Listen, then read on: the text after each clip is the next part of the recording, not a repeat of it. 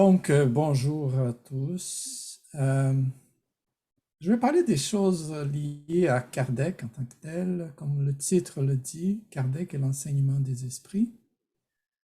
Euh, Personnellement, la façon que j'ai connu le spiritisme, c'était peut-être semblable à beaucoup de monde.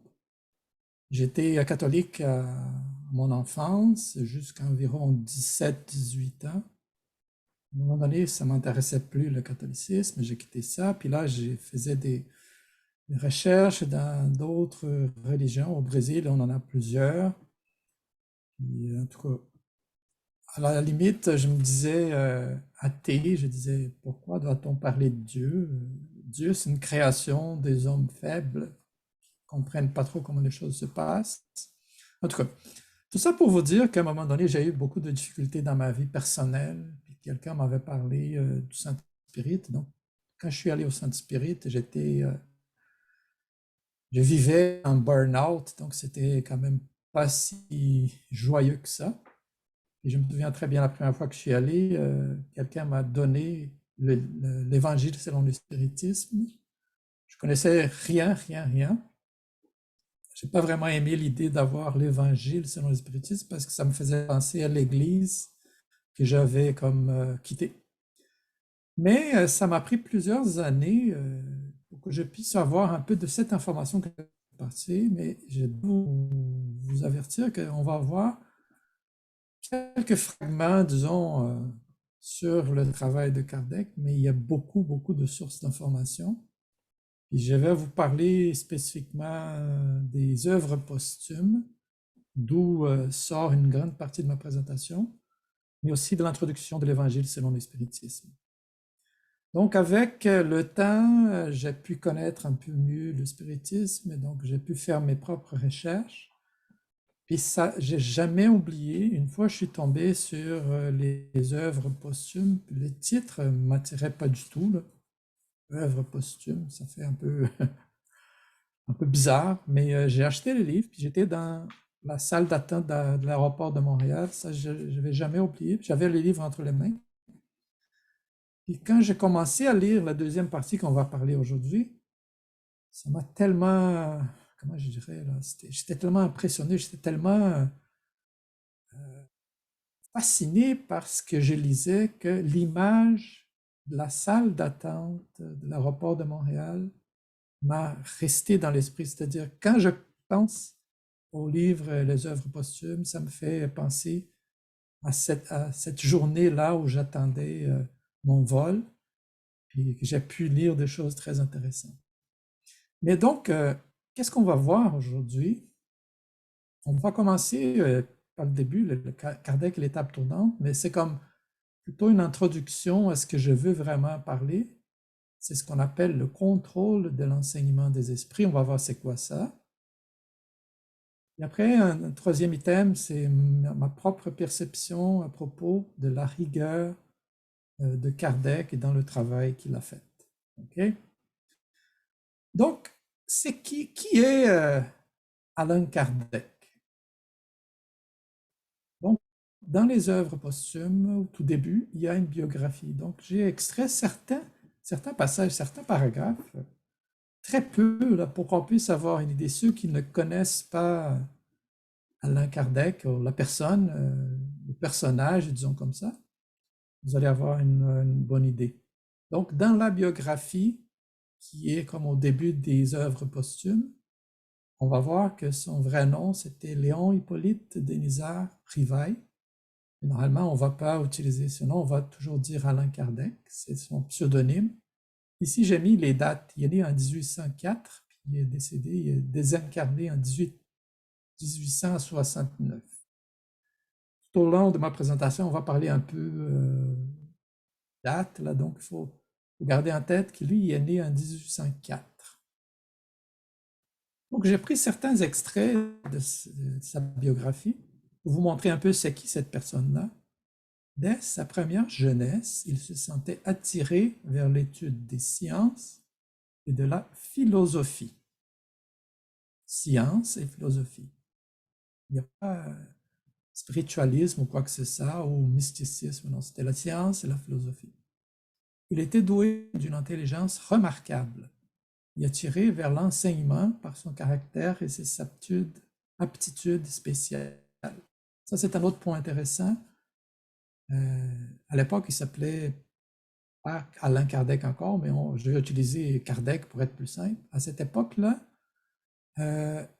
et même son travail avant le spiritisme, c'était surtout lié à l'éducation. Donc, c'est quelqu'un qui était devenu enseignant, qui a écrit des livres sur l'éducation, qui a travaillé avec Pestalozzi en Suisse. Et donc, enseigner les choses, c'était quelque chose qu'il aimait faire. Selon moi, c'est très important pour quelqu'un qui veut écrire des livres sur certaines choses, qu'il soit capable de bien expliquer les choses. Et là, c'est une chose importante aussi, né dans la religion catholique, mais élevé dans un pays protestant, les actes d'intolérance qu'il eut à subir à ce sujet lui firent concevoir l'idée d'une réforme religieuse. Donc, pour lui, vivre ces actes d'intolérance, c'était pas quelque chose d'agréable. Donc, ça lui a comme ouvert l'esprit pour quelque chose genre, il faut qu'on puisse faire quelque chose pour que la religion, et je comprends très bien, là, si on est victime d'intolérance, on va se dire, mais qu'est-ce qui se passe là? Puis là, on va parler un peu, si on a un seul Dieu, puis si le Dieu de ma religion, c'est le même Dieu de l'autre religion, pourquoi il y a cette intolérance? En tout cas, fonda dans son domicile des cours gratuits où il enseigna la chimie, la physique, l'anatomie comparée, l'astronomie, etc. À la fin, je vais vous présenter, il y a quelqu'un, il s'appelle Charles Kempf, c'est quelqu'un de la France qui a fait une présentation pour un autre Saint Spirit de Montréal qui parle de, c'est une vraie biographie avec des documents à l'appui du personnage, de la personne. D'ailleurs, il l'a fait, il nous a présenté aussi cette conférence. La même présentation? À peu près, ouais, je pense, parce qu'on l'invite souvent, Charles, parce qu'on l'aime beaucoup. Enfin, je l'aime beaucoup. Donc, c'est une présentation avec tous les documents qu'il a trouvés, des originaux. En tout cas, c'est très intéressant. Ouais, c'est vraiment intéressant. Vous avez déjà vu tant? Ouais. Ceux qui n'ont pas vu, je vous conseille d'aller le voir. Avant que le spiritisme ne vint populariser le pseudonyme Allan Kardec, il avait su s'illustrer par des travaux d'une nature toute différente. J'ai écrit ça tout simplement pour que les gens puissent avoir une idée.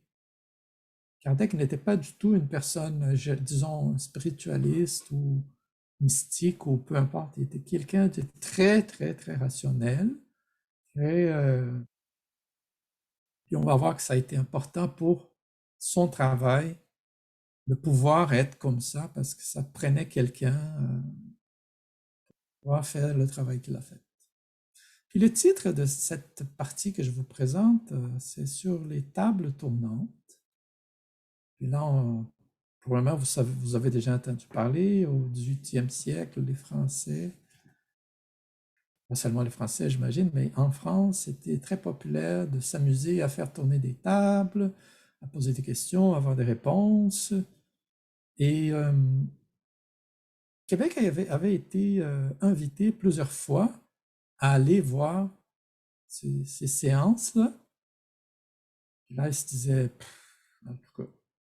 Et on va voir vraiment qu'il y a des gens très proches de lui qui avaient il y avait beaucoup de confiance dans ces gens-là. C'était des gens très bien informés. Ça a été important pour lui. Donc, dans les œuvres posthumes, il y a la deuxième partie de ce livre-là qui a toute, disons, le journal de Kardec. Tout ce qui s'est passé au niveau du spiritisme, comment lui il a vécu ces choses-là, qu'est-ce qu'il a vu. Si vous n'avez jamais lu ça, je pense que ça prend une lecture de ça. C'est cette partie que je lisais quand j'étais à l'aéroport, c'est cette partie-là qui m'a vraiment fasciné, qui m'a marqué. Où il va expliquer dès le début, puis là, le titre de cette deuxième partie du livre, c'est exactement ma première initiation au spiritisme, il va expliquer que quelqu'un est allé le voir, puis parlait d'ici, puis parlait de ça, puis parlait des tables qui tournaient, puis parlait des tables qui donnaient des réponses, etc., etc., etc. Puis il y a une réponse qui a donné à quelqu'un, parce qu'il disait qu'une table puisse tourner, il y a peut-être des phénomènes énergétiques qui sont là-dedans, mais une table qui puisse répondre à des questions, là, c'est trop pour lui. Donc il va dire, ceci est une autre question, j'y croirai quand je le verrai. Et quand m'aura prouvé qu'une table a un cerveau pour penser, des nerfs pour sentir, qu'elle peut devenir somnambule. Jusque-là, permettez-moi d'y ne voir qu'un compte à dormir debout. Une table ne peut pas avoir une intelligence. Dans sa description, donc il décrit lui-même ses états d'âme, ses opinions, tout ce qu'il a vécu, puis il va écrire quelque chose comme ça. Un ami me parla de l'intervention des esprits, me raconta tant de choses surprenantes que loin de me convaincre, il augmenta mes doutes. Donc il était vraiment, écoute, des esprits à cette époque-là, pour lui, tout simplement une remarque, c'était en 1854, il est né en 1804, donc il y avait 50 ans. Tout ce qu'on voit avant 1854, c'était encore Léon Hippolyte avec sa préoccupation avec l'éducation, etc., l'enseignement, et des choses comme ça.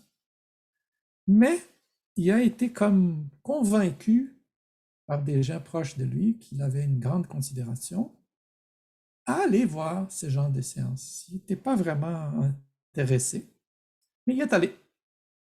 Puis là, il a écrit certaines choses que je vais vous montrer, qui montrent à peu près comment il a vécu ça. Donc, il dit, une fois qu'il était dans cette rencontre-là, ce fut là pour la première fois que je fus témoin du phénomène des tables tournantes. Il y avait là un fait qui devait avoir une cause. Ça, c'est une phrase très importante pour le travail de Kardec. S'il y a quelque chose qui arrive, il doit avoir une cause. Puis il va dire, j'entrevis sous ces futilités apparentes l'espèce de jeu que l'on se faisait de ces phénomènes, quelque chose de sérieux, et comme la révélation d'une nouvelle loi que je me promis d'approfondir. Donc, je trouve intéressant qu'ils le disent. Il est allé voir, il ne voulait pas aller voir les tables qui tournaient, puis il est allé. Mais il n'était pas convaincu que c'était quelque chose d'important, mais au moins il y avait cette tête, cet esprit analytique puis ouvert pour dire il y avait quelque chose. S'il y avait un fait, il faut avoir une cause. Mais il dit, il n'était pas intéressé aux futilités puis cette espèce de jeu. Ce qu'on lit à propos des tables tournantes à l'époque, c'était vraiment l'amusement. Les gens se réunissaient pour s'amuser. Donc il dit, il y a quelque chose de sérieux. Il dit, je me promis d'approfondir. Disons que depuis la première fois qu'il a vu ça, il disait, hey, il y a quelque chose là. Donc il va dire, je fis mes premières études sérieuses en spiritisme, moins par révélation que par observation. Ça, c'est assez important de le mentionner. Avoir des révélations, c'est comme on reçoit de l'information prête, puis on pourrait se dire que c'était comme ça que Kardec avait reçu toutes les informations qu'il a mis dans ses livres. Mais non, au début, pour lui, c'était plutôt l'observation, pas nécessairement les révélations. On va voir un peu plus tard dans ma présentation qu'il va se rendre compte que ça prend des communications des esprits pour qu'ils puissent structurer certaines choses. Mais au début, une table qui tourne, qui répond des questions, on va observer c'est quoi. Puis il va dire, j'appliquais à cette nouvelle science, regardez qu'il appelle déjà ça comme une nouvelle science, comme je l'avais fait jusqu'alors, la méthode de l'expérimentation. Je ne fis jamais de théories préconçues, j'observais attentivement, je comparais, je déduisais les conséquences. Des effets, je cherchais à remonter aux causes, par la déduction et l'enchaînement logique des faits, n'admettant une explication comme valable que lorsqu'elle pouvait résoudre toutes les difficultés de la question.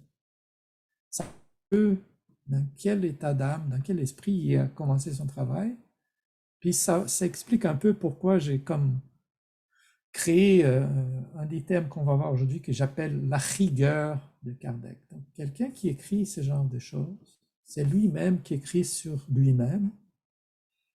Ça montre vraiment que c'est quelqu'un de très rigoureux dans ce qu'il fait. Puis tout ce qu'il avait fait avant le spiritisme, pendant les 50 ans de sa vie, c'était vraiment lié à la science, à la philosophie, tout ça. Donc il a dit, je ne sais pas trop pourquoi cette table tourne. Il doit y avoir une raison, on va voir, on va analyser, on va faire des recherches, etc. Puis il continue encore. J'ai compris tout d'abord la gravité de l'exploration que j'allais entreprendre. J'entrevis dans ces phénomènes la clé du problème si obscur et si controversé du passé et de l'avenir de l'humanité. La solution de ce que j'avais cherché toute ma vie. Il fallait donc agir avec circonspection et non légèrement. Être positiviste et non idéaliste. Pour ne pas se laisser aller aux illusions. Moi, je trouve important qu'on lise ça pour qu'on puisse comprendre vraiment, dans notre vie à nous, parfois on voit des choses qui sont impressionnantes, peut-être on ne juge pas avec beaucoup de rigueur ce qu'on voit, parfois on va accepter certaines choses, mais il dit clairement ici, il fallait être positiviste et non idéaliste pour ne pas se laisser aller aux illusions. Donc, c'est avec cette façon de voir les choses que lui, il a comme participé aux rencontres. Puis je répète encore, dans la deuxième partie des œuvres posthumes, il va décrire, il va dire où il est allé, qui était avec lui, il va donner le prénom du médium, il va dire qui était présent, qu'est-ce qui s'est passé, qu'est-ce qu'il avait noté. Moi, je trouve ça fascinant. Je ne sais pas vous, mais moi, j'ai trouvé ça, cette lecture-là, vraiment quelque chose de très fascinant. Il a fait son travail en 1800, donc ça c'était 1854. 3 ans après, c'est-à-dire en 1857, il a publié la première édition du Livre des Esprits. En 1861, le Livre des Médiums. Après, il a commencé à travailler dans l'Évangile selon l'Espiritisme, qui a été publié en 1864. Ce qu'il va faire, c'est que dans l'Évangile selon l'Espiritisme, ceux qui ont déjà lu l'introduction vont se souvenir de ce que je vais vous présenter ici. Dans l'introduction, puis je me souviens très bien quand j'étais au secondaire qu'il fallait lire des livres pour faire de l'analyse du livre, des contenus, etc. Systématiquement, je sautais l'introduction, le préface, je disais, ça ne m'intéresse pas, là, je veux voir c'est quoi l'histoire, parce que c'est ça que le prof veut que je comprenne, les personnages, l'histoire, les scénarios, etc. Mais quand on commence à étudier le spiritisme, il faut être attentif. La première chose à lire dans le livre, c'est vraiment le préface puis l'introduction. Puis je dois vous avouer que ça m'a pris plusieurs années. Je vous ai dit, mon premier livre spirit, c'était vraiment l'Évangile selon le spiritisme. Mais ça m'a pris plusieurs années avant que je ne décide de lire l'introduction. Puis j'imagine que dans votre vie courante, normalement, quand on dit aux gens de faire l'Évangile à la maison, on prend un extrait du livre, on ouvre au hasard, puis on lit certaines choses, puis c'est rare que pour l'Évangile selon le spiritisme, c'est très rare qu'on va lire l'introduction. Mais je vais vous aider aujourd'hui, je vais vous donner un peu un aperçu de qu'est-ce qu'on a dessus. Jean-Louis, je te coupe 2 minutes. C'est Oui. intéressant ce que tu dis parce qu'il y a quelques mois, j'ai fait une conférence et justement, c'était sur l'introduction, mais du livre des esprits. Parce que c'est vrai qu'on lit là rarement l'introduction et celui du livre des esprits fait à peu près 50 pages, l'introduction. C'est ça. Mais c'est très C'est pour intéressant ça parce qu'on que lit ça pas. montre, ouais, c'est ça, ça montre vraiment les bases là, du spiritisme. Enfin, ça explique tellement de choses, l'introduction du livre des esprits.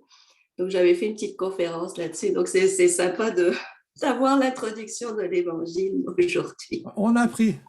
On a appris à un moment donné qu'il faut le faire. Parce que le terme le dit déjà, c'est l'introduction. Donc, s'il y a quelqu'un qui veut nous présenter quelque chose, un sujet, s'il prend la peine d'écrire l'introduction, oui, c'est parce qu'il y a quelque chose.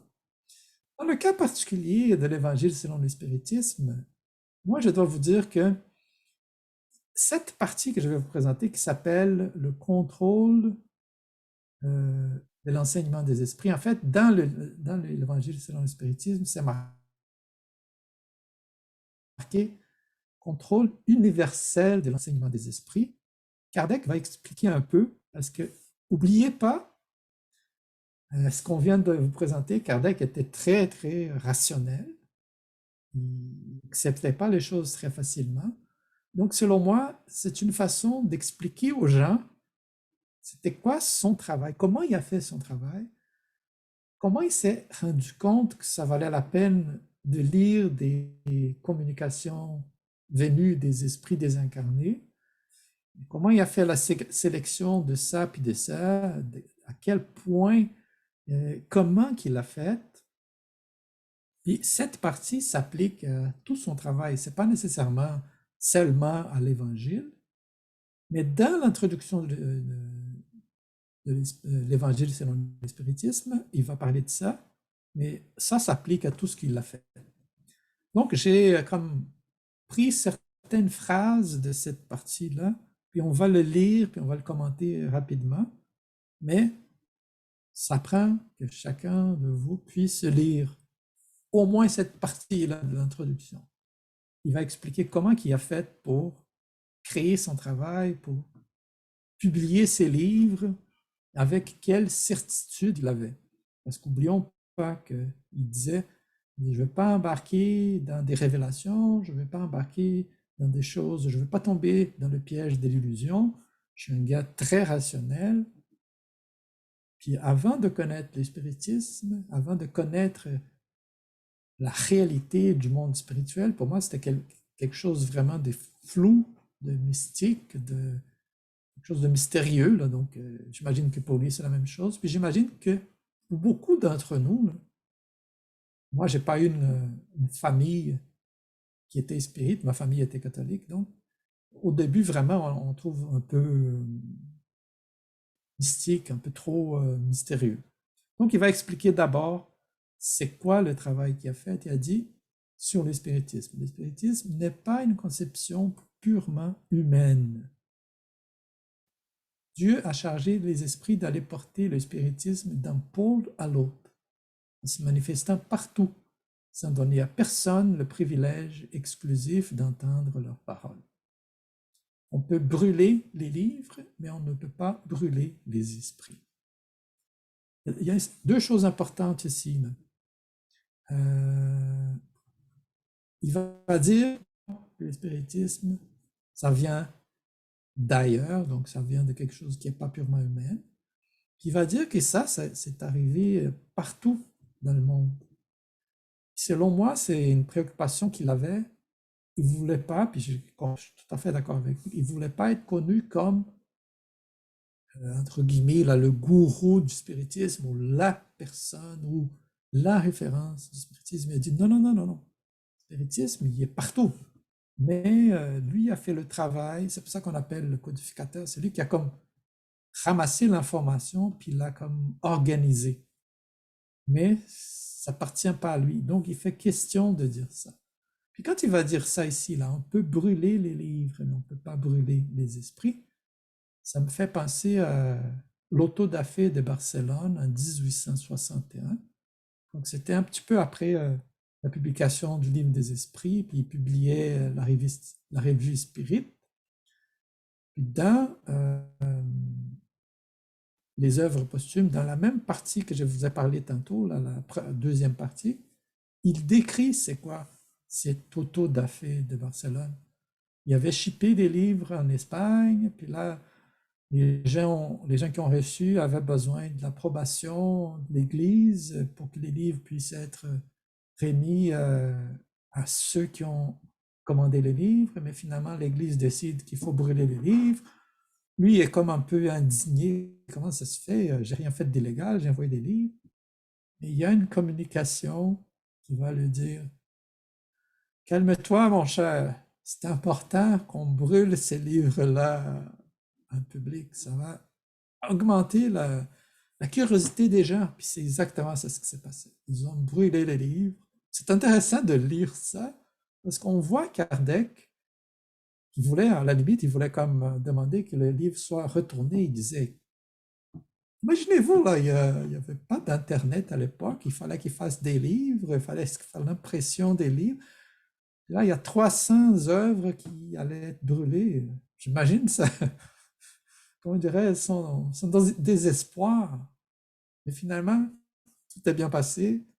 Encore une suggestion de lecture. Regardez cette partie-là au moins dans les œuvres posthumes.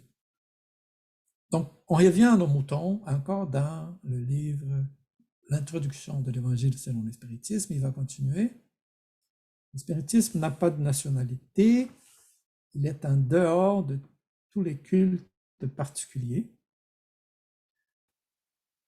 Et de voix se font entendre simultanément sur tous les points de la terre pour proclamer les mêmes principes et les transmettre aux plus ignorants comme aux plus savants. S'il n'avait eu qu'un interprète unique, quelque favorisé qu'il fût, le spiritisme serait à peine connu. C'est un avantage dont n'a joui aucune des doctrines qui ont paru jusqu'à ce jour.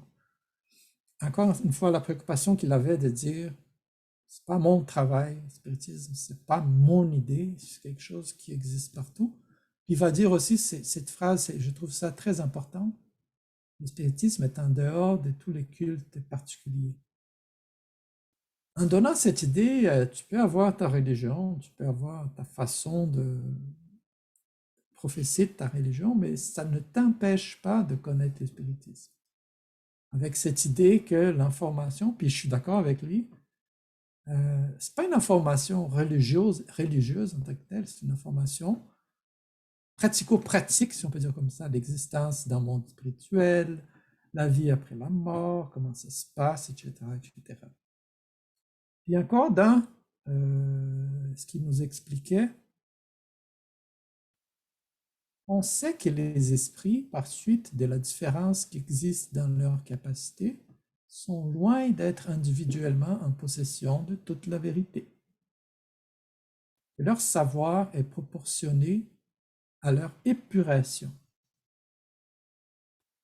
Les esprits de l'ordre plus élevé, ceux qui sont complètement dématérialisés, ont seuls dépouillé les idées et les préjugés terrestres. Quand on lit ça, c'est très clair. Kardec nous dit de l'existence des esprits et la différence entre l'évolution des esprits. Il y en a ceux qui sont plus élevés que d'autres. Il va le dire que les esprits d'ordre plus élevé sont les seuls qui sont dépouillés des idées et préjugés terrestres. N'oublions pas que quand il faisait son travail pour publier le livre des esprits et le livre des médiums, il s'est servi exactement de l'aide des esprits supérieurs. Donc pour lui, j'imagine, là ça c'est une hypothèse que j'ai faite, dans sa tête très rationnelle, très comme carrée, j'imagine que ça a pris du temps pour qu'il puisse vraiment accepter le fait qu'il y a des intelligences qui se manifestent, qui ne sont pas visibles. Je comprends que c'est un peu ce qu'il veut nous dire, mais quand il dit ça, il sait qu'il y a d'autres personnes qui sont plus, comment dirais-je, qui vivent un peu plus dans l'illusion, qui vont accepter n'importe quoi. C'est probablement les gens qui vont accepter un message spirituel comme étant une vérité absolue. Là, il va dire non. Vous voyez sa préoccupation d'expliquer au lecteur que c'est pas comme ça que ça se passe. Il y a des esprits qui sont pas tout à fait élevés, qui vont dire des choses, mais il vaut mieux qu'on puisse avoir confiance aux esprits qui sont beaucoup plus de l'ordre supérieur, comme il dit ici. Et là, il va dire une autre chose importante. Pour tous ceux qui adorent de l'enseignement exclusivement moral, les révélations que chacun peut obtenir ont un caractère individuel sans authenticité. Elles doivent être considérées comme des opinions personnelles de tel ou tel esprit et qu'il y aurait imprudence à les accepter et à les promulguer légèrement comme des vérités absolues. Quand je lis ça, je pense à moi-même. Quand j'étais catholique, après j'ai quitté la religion, j'entendais parler des communications spirituelles. Il y avait des gens qui me disaient, ah, je suis allé voir telle personne qui communique avec les esprits, si tu veux y aller, c'est intéressant, vas-y, il va te dire des choses. Moi, j'ai trouvé un peu étrange quelqu'un qui pouvait parler avec des esprits, que ces esprits-là allaient passer une information. Puis je suis allé voir des gens comme ça. Il y a des gens qui vont utiliser toutes sortes de manières, des cartes, on fait de la cartomancie, d'autres choses. Puis là, il va le dire clairement ici. OK, quand tu vas parler avec ces gens-là, probablement, tu vas avoir des révélations. C'est ça le mot qu'il dit, révélation, c'est-à-dire c'est des choses qui viennent toutes faites de l'autre côté. Mais il dit, en dehors de l'enseignement exclusivement moral, c'est-à-dire quand on va parler de l'amour, côté professionnel, côté financier, c'est pas comme ça qu'on regarde notre vie. Hein, l'argent, l'amour, la profession, etc. Si vous avez déjà regardé, bon, disons que c'est un peu moins populaire aujourd'hui, les journaux imprimés, mais les petites annonces. Regarde des gens qui proposent, venez me voir, je suis un médium avec telle ou telle spécialité, j'ai voté toutes sortes de choses sur votre passé, sur votre avenir, votre profession. Donc, il va dire clairement ici, les révélations qu'on peut obtenir ont un caractère individuel, qu'elles doivent être considérées comme des opinions personnelles de tel ou tel esprit. Je trouve que cette phrase, c'est peut-être une des phrases les plus importantes. Si jamais vous avez un message qui est comme adressé à vous, qui vient d'un esprit, regardez ça avec soin en disant,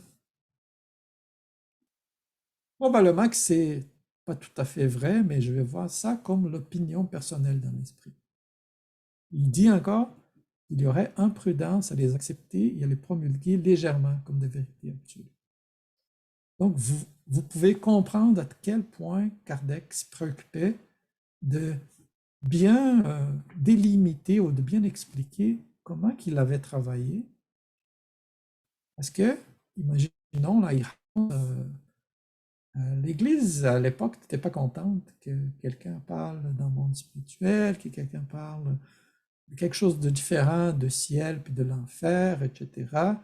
Donc, lui a été vraiment attaqué de tout bord, de côté. Là.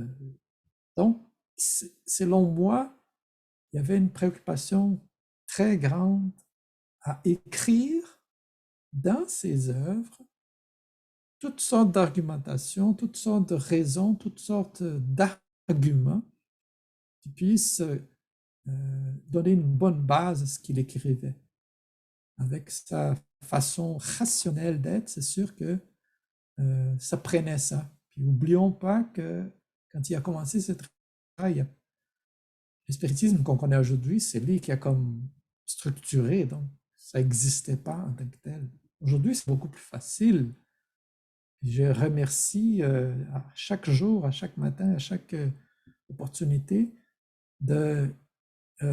avec gratitude, ce qu'on a reçu de Kardec, puis de toute l'équipe qui a créé ces informations, qui ont transformé ça en des livres.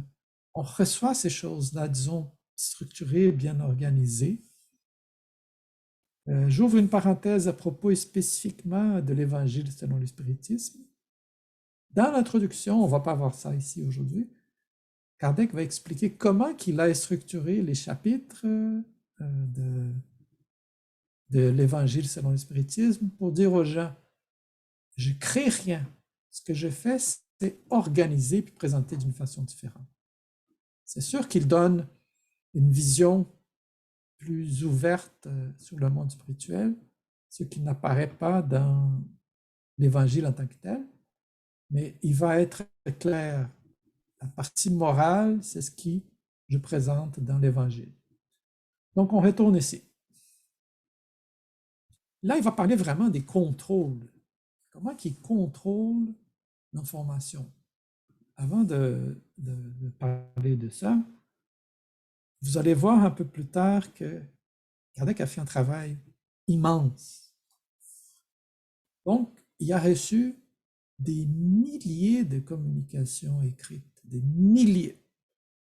Il a eu toute la patience du monde, puis il a pris son temps de tout lire. C'est là qu'il a comme réalisé un peu comment ça fitait dans une structure. C'est là qu'il a commencé à structurer. Puis si ça vous intéresse, dans le livre Le ciel et l'enfer, la deuxième partie du livre Le ciel et l'enfer, c'est des témoignages d'esprits. C'est des esprits qui se sont prononcés puis expliqué leur vie dans le monde spirituel. Quand on lit la deuxième partie du livre Le ciel et l'enfer, on a une idée peut-être un peu plus claire de quel genre de documents Kardec avait. C'est des descriptions du monde spirituel faites par différents esprits. Alors, comment il fait pour savoir qu'est-ce qui est vrai, qu'est-ce qui n'est pas vrai? Donc, il va dire, le premier contrôle, les 5 contredits, c'est celui de la raison, auquel il faut soumettre sans exception tout ce qui vient des esprits. Ça, c'est très typique de Monsieur Rivail, qui était quelqu'un de très cartésien, même, je dirais, quelqu'un très rationnel.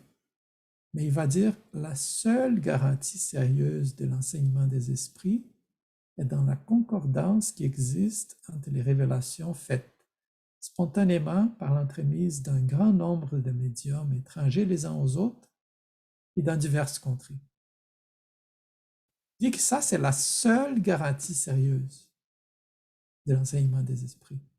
La concordance qui existe entre les révélations qui sont faites dans plusieurs points du globe, dans plusieurs pays, par plusieurs médiums qui ne se connaissent les uns aux autres, de diverses parties. Donc, il va dire un peu plus tard ici, dans notre position, recevant des communications de près de 1000 centres spirites sérieux, disséminés sur les divers points du globe, nous sommes à même de voir les principes sur lesquels cette concordance s'établit. Avant de lire cette introduction, je ne savais pas que Kardec avait travaillé avec autant de centres spirites. Au début, je pensais que Kardec avait travaillé tout seul dans sa maison, mais non, il recevait ces informations-là. Donc, j'ai fait un calcul assez simple. S'il y avait près de 1000 saints spirites sérieux, combien de saints spirites avaient qui n'étaient pas considérés sérieux par lui? Et comment il savait ceux qui étaient sérieux, ceux qui n'étaient pas sérieux? Donc, il y a tout ce travail que lui, il a dû faire. Donc, s'il y en avait 1000 qui étaient considérés sérieux, si chaque centre lui a proposé ou lui a envoyé une dizaine de communications écrites, il a eu à lire au moins 10 000, je fais un calcul hypothétique, là, il a eu à lire au moins 10 000 communications écrites, 10 000 communications spirites. Si on avait 1100 spirites, si on dit qu'on avait 2-3 médiums dans chaque centre, donc on peut parler de 2000, 3000 médiums différents. Donc c'est dans ce contexte-là qu'il était en mesure de faire son travail. Mais avez-vous imaginé comment que ça prenait du temps pour qu'il le fasse? Moi, quand j'ai besoin de faire des recherches sur Internet, par exemple, une fois, je voulais voir combien de fois le mot résignation apparaît dans les livres de Kardec. Tu vas ouvrir le PDF, puis tu fais un search, une recherche, puis tu trouves. À l'époque, ça n'existait pas ça, là. Donc, j'imagine Kardec, là, dans ma tête. Il prend un document, puis il le lit. Ah, celui-là, il parle de telle affaire. Donc, je le mets à gauche. Ah, celui-là, il parle de telle affaire. Je le mets au centre. Celui-là, il parle de telle affaire. Puis là, il commence à ramasser. Une fois qu'il l'a lu, il va regarder, pardon, les 10 ou 11 sur le même sujet, puis il va essayer de faire quoi? Il va voir la concordance de l'information. Est-ce que c'est 10 ou 12 ou 50, je ne sais pas trop, communications qui parlent du même sujet? Est-ce qu'ils parlent la même chose? Non. Oui. Donc, il va dire, si un esprit dit une chose d'un côté, tandis que des millions d'esprits disent le contraire ailleurs, la présomption de vérité ne peut être pour celui qui est seul ou à peu près de son avis. Donc, on voit très bien que c'est basé sur ça que Kardec a comme pu sélectionner l'information qu'il allait présenter. Mais pour faire ce travail-là, il faut être vraiment, comment je dirais ça, vraiment avoir une bonne mémoire d'abord, avoir la patience de tout lire, faire la sélection de qu'est-ce qu'il va considérer pour pouvoir carrément, là, j'imagine comme ça, c'est peut-être pas comme ça qu'il a fait, mais il a séparé une vingtaine de piles de communication où chaque pile c'était un sujet. Donc dans chaque pile, il a trouvé de l'information commune sur 50 ou 100 communications. Puis dans cette pile-là, le sujet est un tel. Donc à partir de là, il a pu structurer ses affaires. C'est pour ça qu'il appelle contrôle universel d'enseignement des esprits. Ce qui est un peu impressionnant, c'est qu'il a fait ça juste pendant 12 ans à peu près. Hein. C'est ça que je trouve fou, quoi. Ouais, ouais, Il oui, a, oui. Non, il a, il a commencé. c'est peu de temps, quoi, quand même. Hein. Tous ces Il, livres, toutes a, ces lectures, tout ça. il a écrit, eh ben, il a publié le livre des esprits, même pas 3 ans après le début de sa connaissance du spiritisme. Le début pour lui, c'est la première fois qu'il est allé voir les tables tournantes. Donc, ça a pris 3 ans entre le moment où il a vu les tables tourner, qui a ça comme cliqué dans sa tête pour qu'il puisse publier le premier livre. En plus, il faisait euh, la revue Spirit. Il a commencé à faire un périodique sur ça. Puis je ne sais pas si vous le savez, mais il y avait un problème de maladie qu'il ne devait pas travailler trop fort. Autant, ouais, Donc, il devait comme dirais-je, de limiter son ménager. travail. Ouais. Mais là, il a continué à travailler. Puis il est mort d'un anévrisme à 50, 63, 60, 60, 3 ans. 65 ans. 63, ouais, 60. 1864 à 1869. Puis il est Mais, mort, au moment où il est décédé, il était encore en train de travailler. Là. Il y avait encore du travail à faire. Bon, on peut imaginer qu'il était. Puis on ne peut pas imaginer. On va lire la deuxième partie des œuvres posthumes, puis on va voir comment qu'il y avait, c'était quoi sa relation avec les esprits, comment les choses se passaient. C'est sûr qu'il y avait l'aide de tous ces esprits-là. Puis il y a même une question qui pose à propos du matériel. Parce que pour faire tout ce travail-là, il a carrément dû arrêter de faire d'autres choses. Il faut que les gens survivent, là. Il faut que les gens puissent avoir de quoi manger. Donc, il pose une question directement aux esprits, mais est-ce que vous allez comme m'aider au niveau matériel? Puis la réponse était très belle, selon moi. Les esprits ont dit, si on ne prend pas soin du côté matériel pour toi, là, ça veut dire qu'on ne t'aime pas assez. Ben, les esprits savent, ils étaient incarnés. Donc, avec ça dans la tête, on peut imaginer, comme Monique a dit, il a commencé en 1854, puis il est décédé en 1869, donc c'est pas beaucoup de temps pour tout écrire. Puis là, il y a quelque chose qui vient de l'Évangile lui-même qui nous explique déjà, regardez ça. Mes bien-aimés, ne croyez point à tout esprit, mais éprouvez les esprits pour voir s'ils sont des dieux, car plusieurs faux prophètes se sont élevés dans le monde. Ça vient de l'évangile de Jean, pardon, l'épître de Jean. Mais ça apparaît aussi dans l'évangile selon le spiritisme. Il y a un chapitre qui est exactement dédié aux faux Christ et faux prophètes. Si on regarde notre vie actuellement, notre société actuelle, ça c'est une chose que je réfléchis un peu.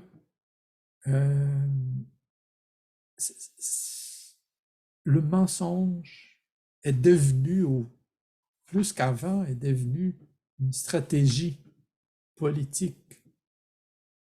Quand j'étais petit, là, j'ai appris que quand tu dis des mensonges, puis d'abord, il faut pas dire de mensonges, mais quand tu dis des mensonges, puis les gens réalisent qu'il t'a dit des mensonges, tu dois avoir honte. Aujourd'hui, c'est un peu différent. J'ai réfléchi à une façon de faire une conférence, une présentation qui peut parler de ça, mais on ne va pas le faire aujourd'hui. Donc, avec cette partie qu'on a faite rapidement, puis je vous dis, je répète encore, ça vaut la peine de lire au moins cette partie de l'Évangile selon le spiritisme, l'introduction, et aussi la deuxième partie des œuvres posthumes. Si vous aimez l'idée de connaître un peu comment les choses se sont passées, il y a aussi ce que Monique a dit, il y a Charles Kemp qui a fait une conférence sur la vie d'Alain Kardec. Monique, est-ce que vous avez ça enregistré? Oui, et c'est sur notre site YouTube.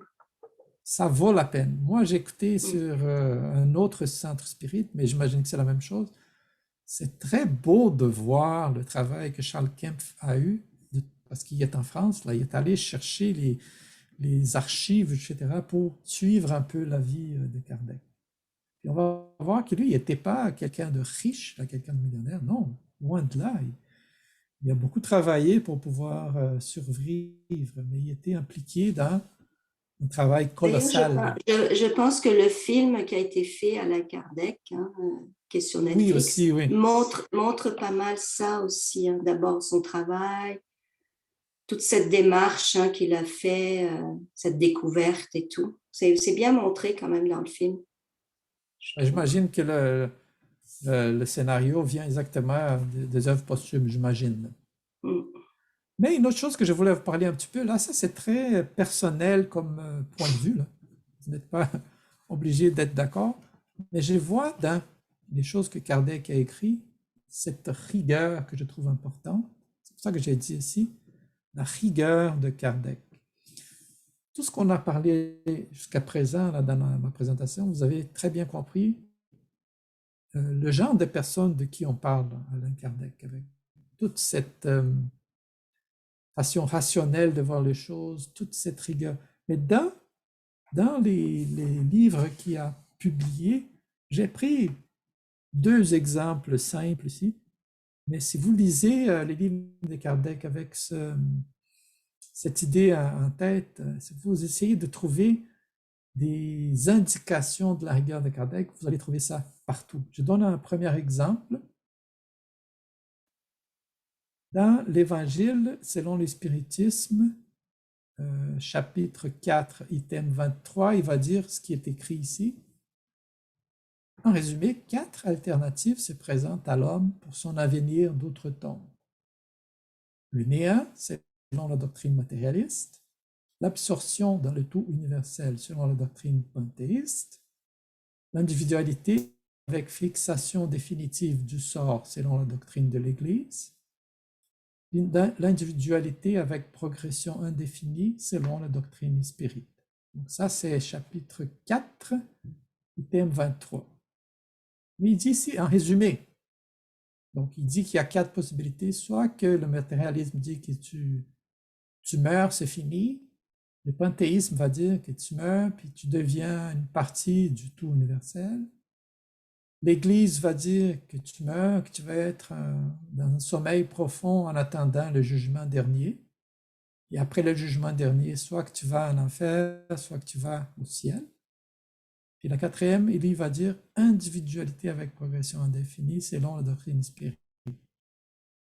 Dans l'Évangile selon le spiritisme, ce n'est pas vraiment, entre guillemets, très bien documenté, parce que l'argumentation, on va la retrouver dans le livre Le ciel et l'enfer, première partie, chapitre 1, qui s'appelle L'avenir et le néant. Donc, tout ce qu'on vient de voir, les quatre possibilités, les quatre options là qu'il donne, dans le ciel et l'enfer, chapitre 1, l'avenir et le néant, il va tout expliquer. Puis il va vraiment faire une chose que m'a beaucoup marqué, c'est que Kardec, il fait pas, disons, fait pas d'économie dans les mots. Il va écrire, il va écrire, il va écrire. C'est pour ça que les introductions sont vraiment longues, parce qu'il met tout ce qu'il y a à mettre. Il ne va pas, disons, imaginer que le lecteur connaît ci, connaît ça. Non, il donne toute l'information. Et j'ai pris un autre petit exemple. Dans ce même livre, c'est-à-dire Le ciel et l'enfer, dans le chapitre 6, il va parler de ce qu'on appelle la doctrine des peines éternelles. Ça, il parle exactement de cette idée de l'Église. Je ne sais pas combien de vous ont été ou sont encore catholiques. Moi, j'étais catholique. Soit que tu vas en enfer, soit que tu vas au ciel. Et je sais que l'Église a créé le purgatoire un peu pour régler un peu cette idée, mais selon les doctrines des peines éternelles, si tu es condamné à être en enfer, c'est fini là, pour l'éternité. Puis là, il va dire une phrase très simple, il va dire le caractère essentiel des peines éternelles, c'est l'inefficacité du repentir. Ça veut dire, si on croit aux peines éternelles, ça ne sert à rien de se repentir parce que si tu es condamné, point, c'est fini. Puis il a dit, jamais Jésus n'a dit que le repentir ne trouverait point grâce devant Dieu. Donc, c'est des petites choses comme ça où il va montrer un D'ailleurs, peu... pardon? c'est intéressant, je trouve, dans la doctrine spirit.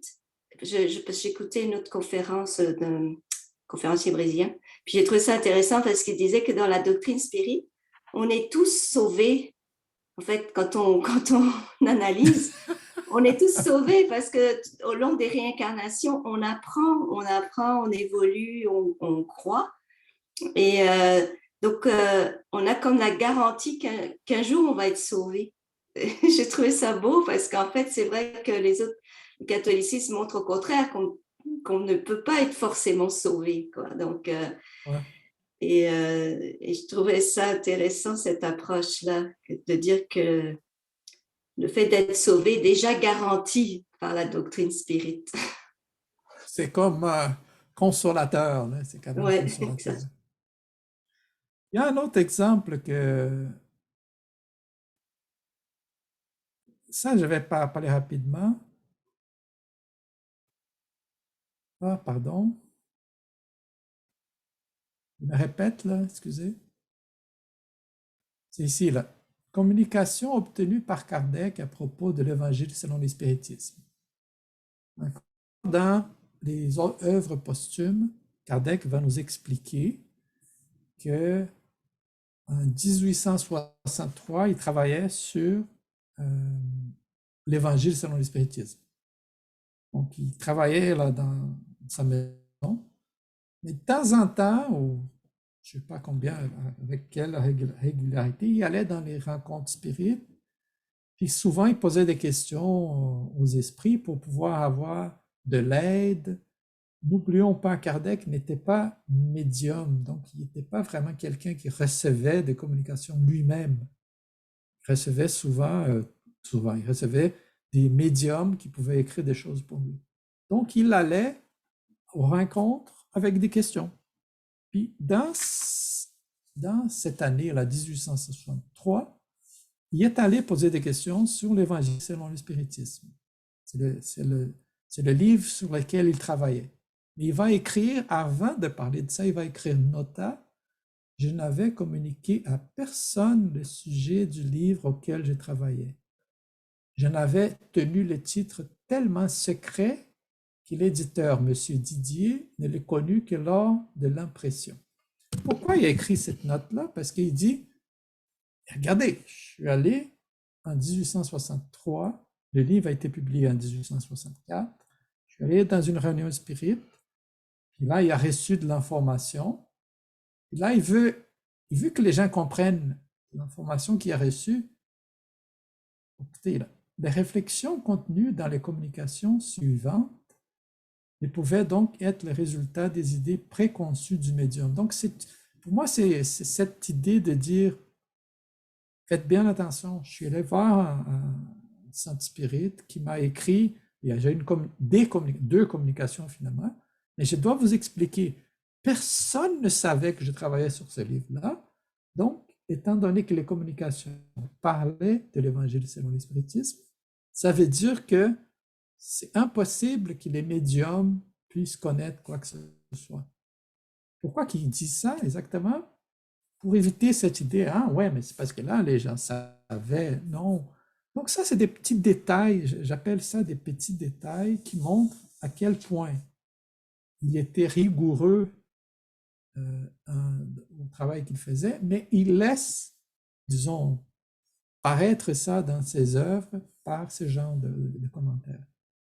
C'est sûr que le commentaire en question, c'est dans son journal, donc ce n'est pas vraiment lui qui a publié ça.